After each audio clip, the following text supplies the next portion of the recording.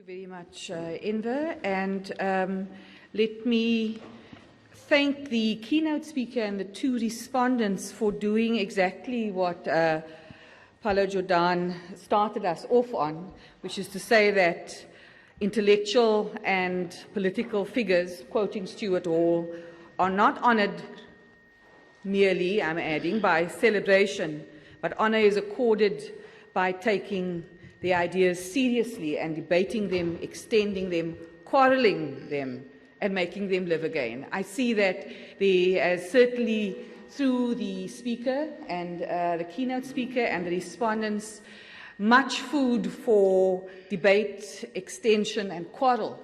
So I now open the floor for the next half an hour. We will have until 10 o'clock with an extended tea break. And I see some people murmuring that's not going to be enough time. We will continue with these discussions over the course of the morning. The whole of the morning up until lunchtime is on the national question Reconsidered. So these debates certainly won't end here. They will continue throughout the day, and I hope throughout the conference and beyond. So we open up to questions. I'll start with 3 or 4. We'll start with Derek, Moki, and Basil as the first round, and then we'll do another round. So all the speakers, we're asking you to please take notes. These are going to be in the form of a very brief comment and a question, and not a set of questions, please. We're asking you to limit yourselves to a brief comment and a question. Starting with you, Thanks, Denise. I'll take my orders on the very brief part. Just to say that I think, as we said yesterday, that this is not going to be a hagiographic discussion, and we're going to have critical analysis, and Neville would have wanted that to be the case. And so I want to thank the speakers for that as well. Secondly, to say that my own view, apart from all the other issues, Paulo's treatment of Neville's own attempts to treat race and racism, I thought, is a strawman's argument in many ways, along the lines that Enver, at least in one section of his response, in my view, correctly pointed out.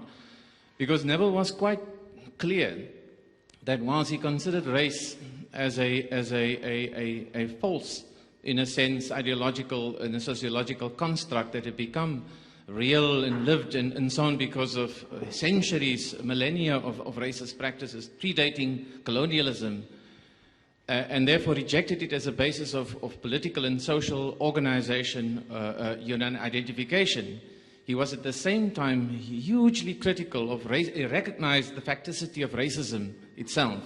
So whilst he rejected race as a sociological category around which we can constitute alternative identities, democratic identities, he was trenchant in his criticism about racism and the way in which it's been institutionalized before apartheid, during the segregationist period, and of course during the apartheid period and in the post-apartheid narrative too. So I thought that was an unfair treatment of Neville's, grappling with this issue. Nonetheless, there are difficulties that Neville's analysis also, in a sense, reflects on as he was grappling with this issue. And the question that I have to the panel in a sense is, how do you, on the one hand, maintain the dialectic? On the one hand, recognizing the historical specificity and the reality of racism as it is lived and inscribed in daily lives on the one hand, and the effects of that, in a post-apartheid context. And on the other hand, ensure that through your political practices to transform and to supersede and transcend the limitations of those categories, you do not end up reifying and reproducing the very same fault lines. I think that's the issue that Neville grappled with as well. And although he attempts to, in parts of his writings, to reflect on this, I think he would have probably been the first one to acknowledge that he has not been able to theoretically and conceptually sketch out an alternative pathway to this. But I think that's the question facing socialists and revolutionaries today, is to develop these alternative categories of social identification and social solidarity, so to speak, as well. And I really want to pose that question to the panel. How do you think you can maintain that, relate that dialectic between recognizing the specificity of racism as it exists, and not deny that, as Enver's quite clearly said, but on the other hand, not end up reproducing and reinforcing or reifying those fault lines as a basis for alternative social and political organization. Thanks. Thank you, Derek. On to Moki. Doctor, Libor, and the House, I'm today 50 years in the revolution, 50 years in the struggle. I'm 70 years old now. And what I see in this country, the problem is race.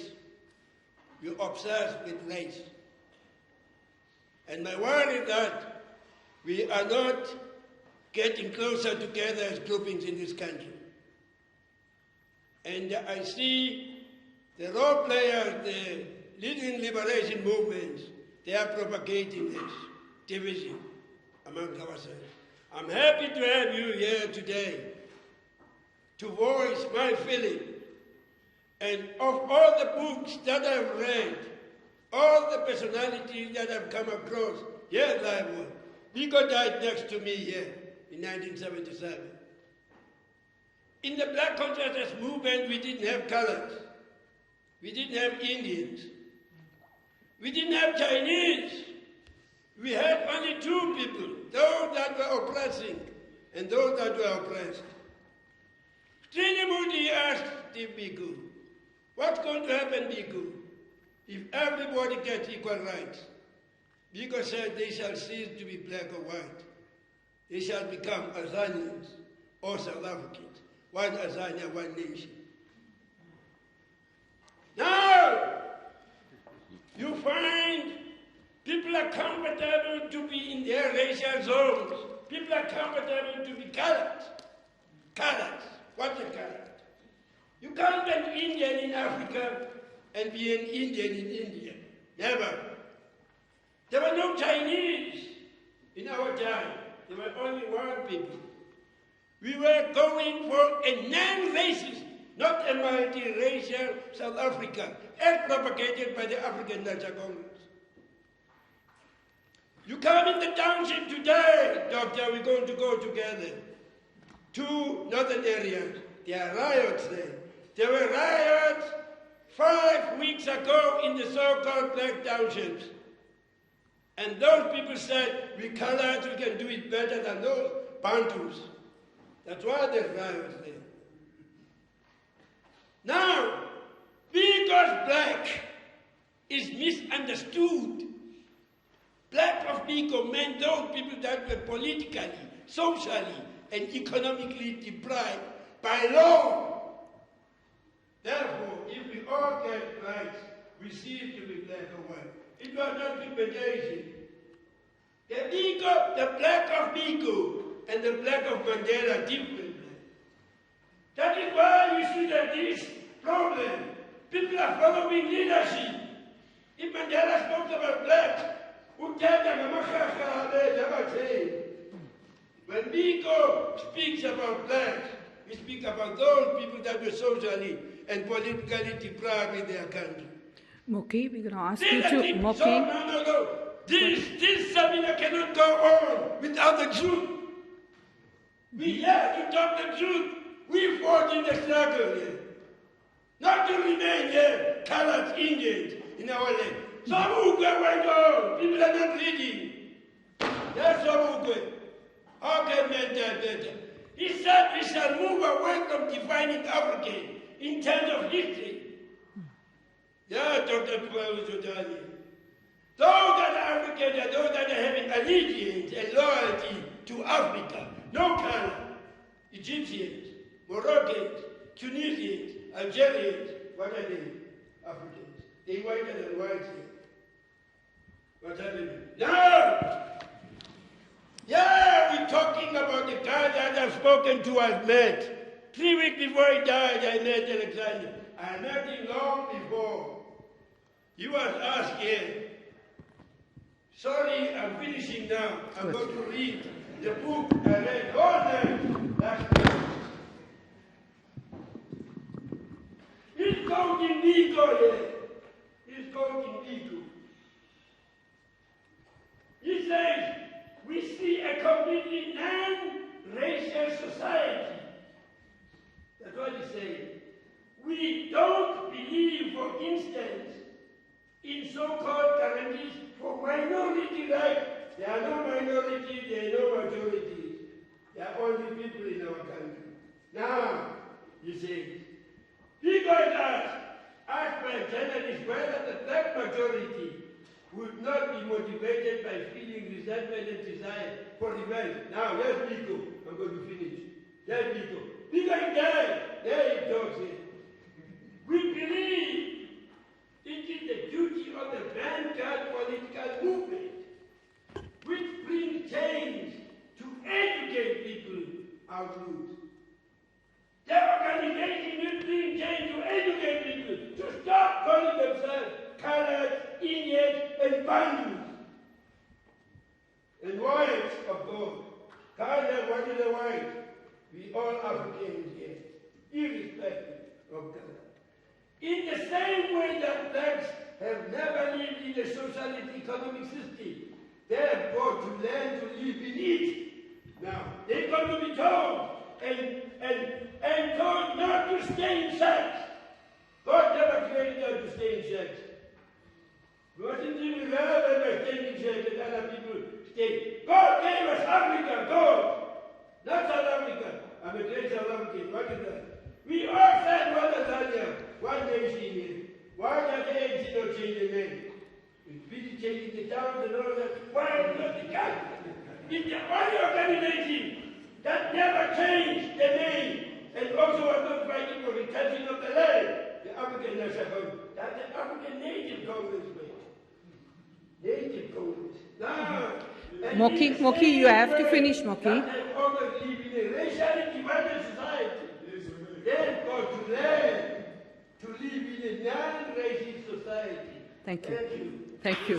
Thank you. Moki, thank you.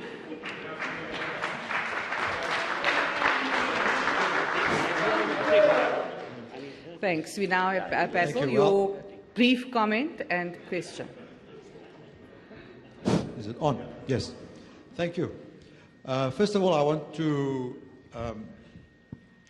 concur with everything that Enver Motala had to say in terms of his criticism of Paulo's contribution and his paper that he's presented here. I want to make it plain up front that I'm here as one of the, what Paulo refers to as a section of the unity movement. And that is the new unity movement, which came into being in 1983 in an attempt to bring together the various strands that had in fact split after 1958.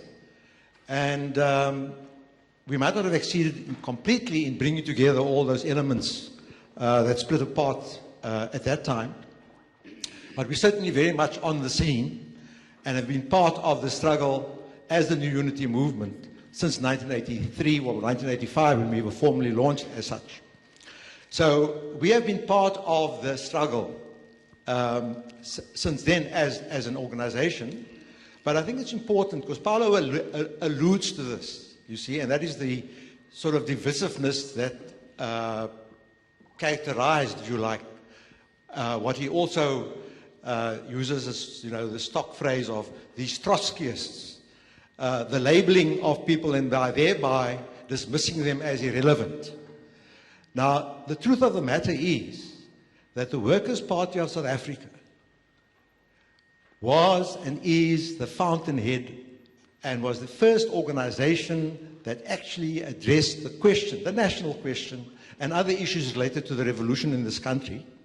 And certainly and we are still very much bound to many of the positions that came out of them. And quite rightly, he alludes, and I think for a lot of people this might be history, and history, of course, unfortunately in this country, a lot of the history has in fact not been brought out because of the security situation that prevailed certainly after 1960, and a lot of our history has in fact been lost. And in particular, the history of the Workers' Party of South Africa. Because as he mentions there, it was formed in 1937, but because of the prevailing security situation that existed after that, eventually they took the decision to go underground around about 1940. And unfortunately for us, as those who came after us, the members of the Workers' Party of South Africa took an oath of secrecy that they would never, under pain of death, reveal the operations, etc., of that organization. And many of us who came afterwards are very keen to actually get that information that relates to that. Now, I think to come to my question, because I realize there's a lot of issues that Paul has brought out that I need to, that I could challenge and take up, and hopefully I'll get the chance later on. But to come to a specific point, and that is because what the Paulo's has done is in fact to try and, in denigrating the so-called Trotskyist position, actually uses Trotsky's letter to almost say, you see, Trotsky actually supports the position of the Stalinists and the Black Republic position, which was adopted by the ANC and its alliance partners. Now, I find that very ironic because in doing so, he's also trying to justify what we have now, in which Comrade Moki has actually highlighted. And I want to come to my question and bring out an element that relates to this colonialism of a special type, or the internal colonialism thesis. Because I think this very pertinently brings out something, and again, as Enver said, let's look at what Neville has to say on this matter. Now, he has 2 chapters in his most recent book, which I think everybody should get himself a copy before they leave, Thoughts on the New South Africa. And he has 2 chapters that deals with the issue of race, and very significantly, and that's where my question is going to come from, on the xenophobic violence and outbreak that occurred here in 2008. And he quotes, he has a quote here from Mahmoud Mandani, and he concludes the quote by saying, "This insight has 2 immediate political and theoretical consequences for the left." And let me say that we prefer the idea of we talk about the non-Stalinist left as opposed to the Trotskyists, which our comrade there likes to give everybody that label. We have to expose the mythology of blood and soil Pan-Africanism. That's page 182, Moki, which has been inserted into the rhetoric of the African Renaissance. And we have to inspan every single resource at our disposal, material, intellectual, and cultural, in order to ensure that a genocidal culture does not become established on South African soil. And this is the important part. For it does not take a leap of the imagination to realize that what is happening to Zimbabweans, Mozambicans, Angolans, Congolese, and other African people currently seeking refuge in the supposedly non-racial democratic South Africa can easily be directed against people of Indian origin, colored people, quote, white people, and ultimately against people labeled Zulu, Xhosa, Tswana, Sotho, and so on. He goes on to say, things can fall apart very quickly. Our entire socio-historical fabric can unravel within a few weeks. It took less than 100 days in Rwanda. Now my question then relates to the fact that because this is the reality that we are confronted with, that the internal colonialism thesis, the colonialism of a special type, the 4-nation thesis, is what we have, and which is now the policy and what is based and which influences the policies of the current government. And what does Paulo think about this outcome, which Neville warns us against here? Thank you. Okay. Thank you very much. We're going to ask the speakers. We'll start with you, Paulo Jordan, to respond to some of the questions that have come up from Derek around historical specificities, commenting perhaps on what Moki said, and then the final question on race in relation to xenophobia and some of the other consequences. Thank you. Yeah, thank you. As I tried to make clear at the beginning, the paper that was presented went through 4 drafts and had to be boiled down to 24 pages. So obviously I had, and I apologize for the fact that many of the issues that one would have liked to take up, I haven't been able, and I'm sure I haven't been able to address all the issues that arise. So I take Enver's criticism in the spirit that it is intended. So yeah, there is incoherence in the paper. But I tried to locate Neville within a political tradition that he identified with. It wasn't I who called Neville a Trotskyist. He would have referred to himself as a Trotskyist. And yeah, that is a political tradition which exists, which has its own problems. I am not dismissive of Trotskyism. No, far from it. I am not dismissive of Trotskyism at all. Nor do I use the term Trotskyist to characterize Neville's position as a means of dismissing him or dismissing his ideas because they are Trotskyist. But there is a certain political practice that has come down over the ages within that tradition in South Africa. The last speaker has referred to it somewhat. When the Workers' Party changed its operations in 1941, it didn't become an underground party. The difference became a secret party. There's a difference between the two. And it sounds like a quibble. An underground party is a party that everyone knows exists, but its members are secret. No one knows that so-and-so is a member of the party. This one is but everyone knows it exists. It exists underground. A secret party is one that is a secret. No one knows except the members of the party that there is such an organization.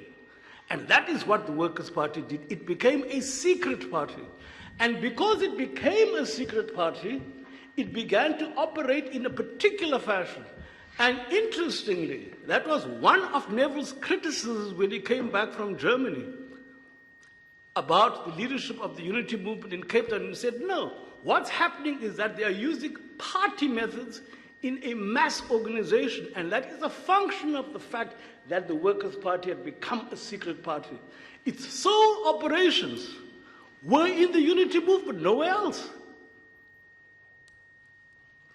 And what I am trying to do in the paper here, you see, the point about revolutionary theory and revolutions is that you only test the validity of a revolutionary theory in actual practice. Did the colonialism of the special type theory, with all its faults, and I recognize its faults too, I've written down its faults and its weaknesses myself, did it provide the alliance led by the ANC with a strategy to bring about change? Yes or no? Did the other theories provide a strategy to do that? Yes or no? Now, if your theory cannot give you a strategy which takes you forward, then testing it in practice means that it is faulty, and you have to re-examine it. You have to re-examine. Now, this is where I think the problem has always arisen, that people have refused to re-examine it in those terms. And I think the Vice-Chancellor is quite correct when he says Neville had a problem in terms of proposing an alternative. Yeah. You see, on this charge that the government today is pursuing your 4 nations thesis, I think it's wrong, incorrect. I refer you to Thabo Mbeki's I'm an African speech made the day that the Constitution was adopted. That wasn't deviating from any of the notions of one Azania, one nation, or one South Africa, one nation, or anything else you want to say. The definition of African there that arose was a non-racial one. So it's not true.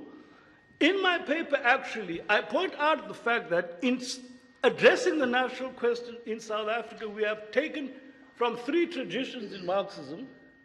We have taken from the Austro-Marxists many of the proposals that Neville has, for instance, around the language question.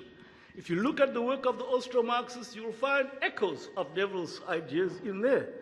We've also taken from Lenin and the Leninists the idea of, which Trotsky was trying to emphasize in his letter to South Africans, that there's a difference between the nationalism of an oppressed nation and that of an oppressed nation. We've taken that as well. We've also taken the notion of one single united political entity, which is borrowed to a certain extent also from another tradition, Marxism. So we have tried to solve it in various ways. And I'm not an advocate of CST, nor was I trying to pose as an advocate of CST. But what I was saying is that by analogy, CST gave the movement a strategy with which to take the struggle forward. And I don't see it with your color caste theory. I do not see it. And much as, and I take Lyman's remarks very seriously about Neville's engagement, and I was never suggesting Neville was not politically engaged. He's always been politically engaged. I met him originally in a political context, and I've always known him as a political activist. But where I say he had a weakness was that they could not devise a strategy which A, builds organic links with the working class, B, builds organic links with communities, and can take the struggle forward. And insofar as that is concerned, it was, in a way, waiting for October, waiting for some propitious moment which is going to arrive. It's not going to arrive. You have to devise a strategy which will take you from where you are to October. If your theory doesn't do that for you, then it is at fault. And that is my argument. Now, on the issue of racialism, multiracialism, non-racialism, when I quote, for instance, Olive Schreiner and her view of what South Africa's future must be and can be, I said with respect to that virtually everyone in the liberation movement saw things in that way, that South Africa, we are living in this society, there are various centripetal patterns which are forcing us together whether we like it or not, and that if we are going to live together as South Africans, we have to be one nation. That everyone, I think, in the liberation movement wanted that. You get it, for instance, in Z.R. Mahabane, who speaks in terms of the common fatherhood of God and therefore the common brotherhood of man. And it's repeated in various other ways throughout the decades. So with respect to that, I don't think anyone has any problems about a non-racial future. The devil is, how do you get from where you are to that non-racial future? And that requires a political strategy which is going to galvanize revolutionary forces. And who are those revolutionary forces? It must identify them. It must designate who is likely to support that, who is likely to oppose it, who needs to be neutralized, who has to be defeated to attain it. That, at least, your strategy must do. And I am afraid, thus far, the only strategy I have found which has been able to do that has been that which came from the 6th Congress of the Comintern.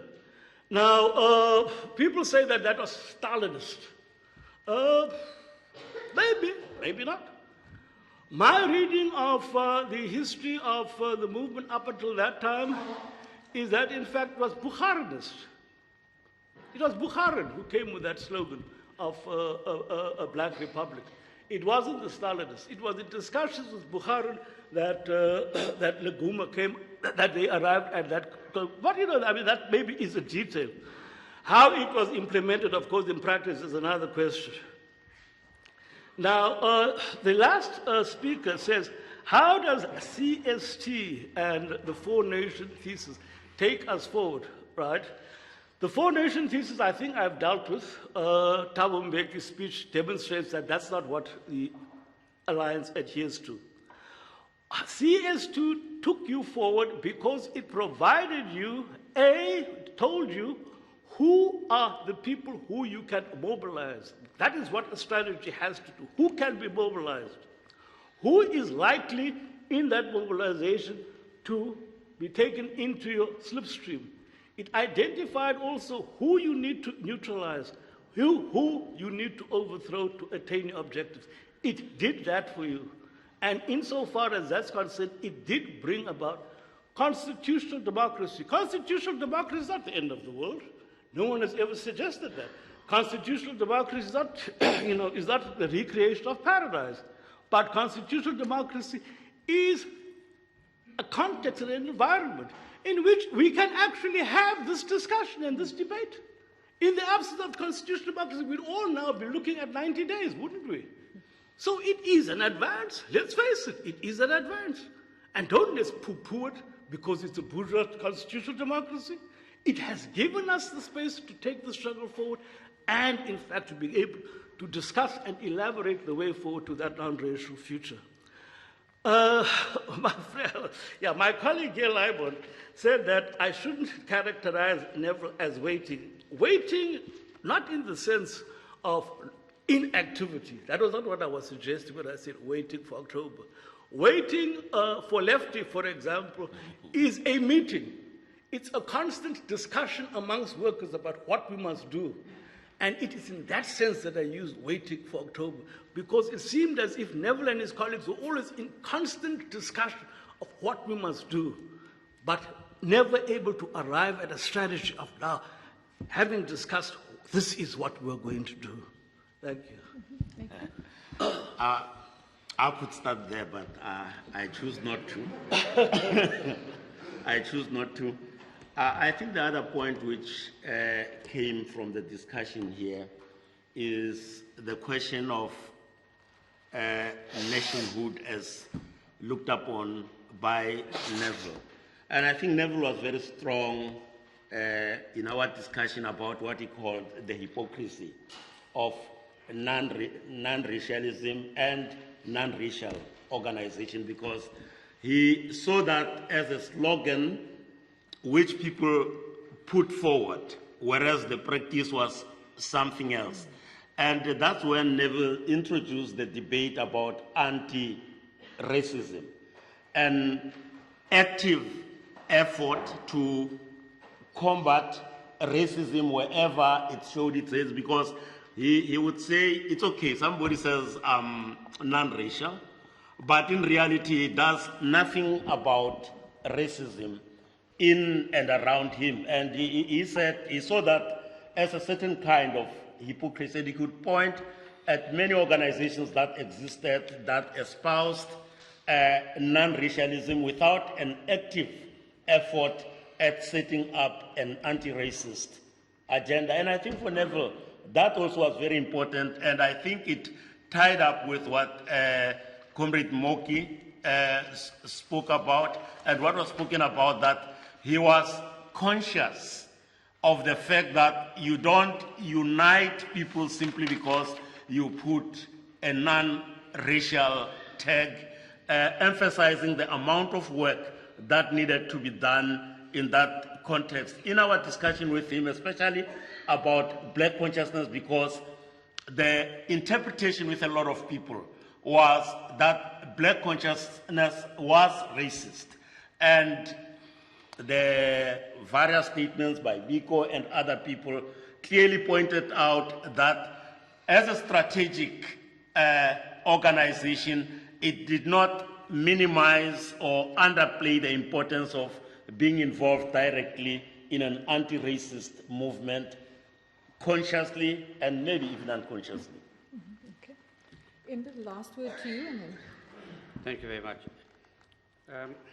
No, I'd like to come to what Neville would have called the Gretchen question asked by Derek, and I think it's simultaneously question which was asked by the unity movement, as it were. Yes, but he said I speak as a representative of the unity movement. No, I think the facticity of race weighed heavily on Neville's thinking, and I think you're absolutely right.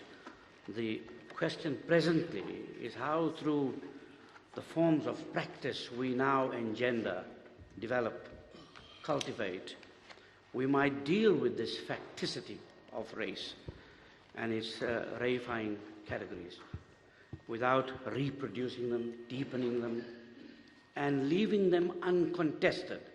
That, I think, is the absolutely fundamental question which faces our society practically, even if we don't want to revisit the theoretical premises which informs the strategy practically today.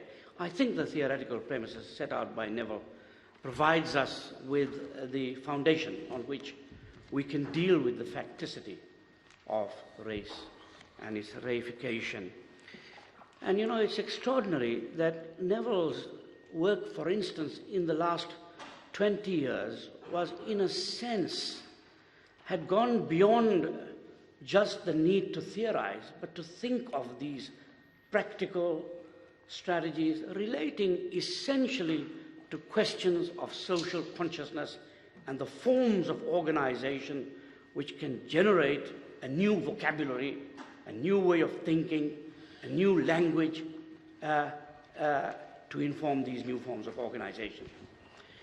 And Derek, I must tell you that having now, for this brief while, worked in both the northern areas as they continue to be described, unhappily, and in the townships in outside P as they continue to be described in this racially divisive way, it's going to be an extraordinarily difficult issue because we are faced with this heavy hand of racism and the continued racial practices, even in the liberation movement, in the way in which we engage when we speak with people who have long histories of participation in political struggles in this part of the world. I think the strategies Neville was beginning to outline, one of them unquestionably is the importance of not organizing racially, but to absolutely organize across the historical boundaries, absolutely. Never to be engaged in forms of organization which reproduce the forms of racial categorization. That, I think, is and it, of course, harks back to the debate, which I hope we could have had, around how one conceptualizes popular fronts relative to united fronts. Because the question of class and the forms of agency which were available to one or other form, one or other strategy, had particular consequences.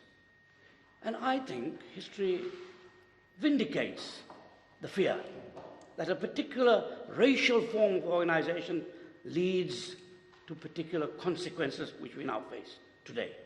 That's what I think, for me, there can be an argument about it, but that, for me, becomes more and more apparent as we sink into this abyss of continued racial description and racism. And one Mbeki doesn't make the difference.